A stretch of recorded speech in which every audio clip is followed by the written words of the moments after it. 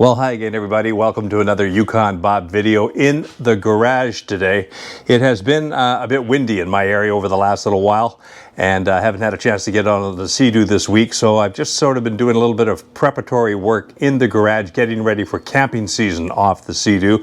So I thought that's what I do in today's video, is give you an idea of just how I configure the Seadoo GTX 300 Limited for camping, and give you an idea of what I put together. This, of course, is going to be different for every type of machine, and not all machines are like this. I'm able to take the back seat off on this machine. Not all machines can do that, but you can see with the back seat off, you've still got plenty of room up front for sitting. There's lots of room behind you for your back here. There's quite a bit of room before the luggage starts. And what I do is I use this sort of setup.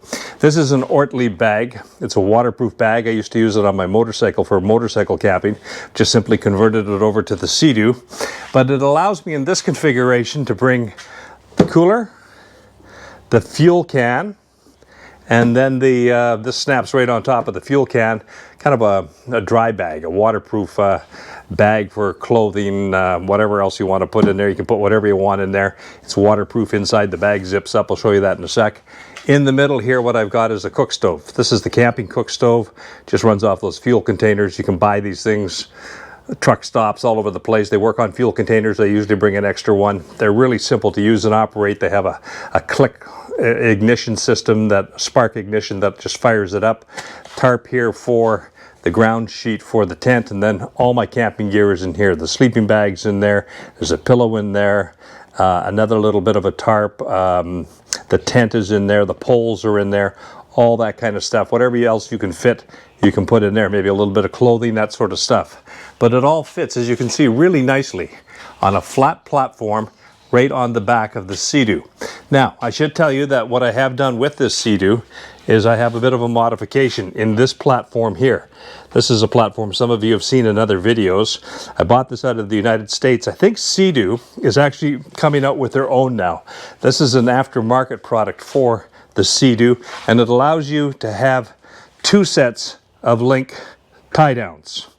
So you've got one set here, one set right here.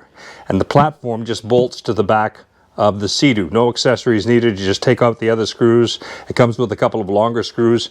You just secure that right to the back of the platform there, and it gives you the ability to bring along a few more of the Seadoo Link products with you. So if you've got those things, you can bring them along. You don't have to not have them and leave them behind because you don't have the extra link base system to click them into. So with this system, you've got the cooler, fuel tank, and the dry bag. I put the cooler on this way so that it's a little difficult to get to the cooler from on the water, but when you're on land, or you can open it up. Doesn't fully open, but that's enough.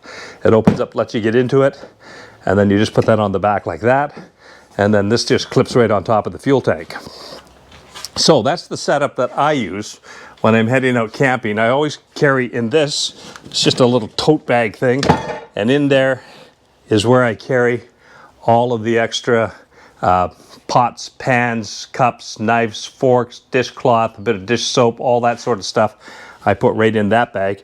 I do have a rope on it because I just tend to attach it just in case it bounces or something and happens to bounce out. And then, of course, you've got all the gear that you can fit in to the compartment up front there. So you've got a lot of room. You've got a big base on the back of that Seadoo for camping. You can bring quite a bit of stuff with you. And it's really a pretty good setup. It works pretty well, and it allows you to bring a fair amount of stuff with you. If I have to carry some firewood, I can lay it right in the gunnels up there. You just carry it up there till you get to your campsite. Once you're at your campsite, you can pull it out.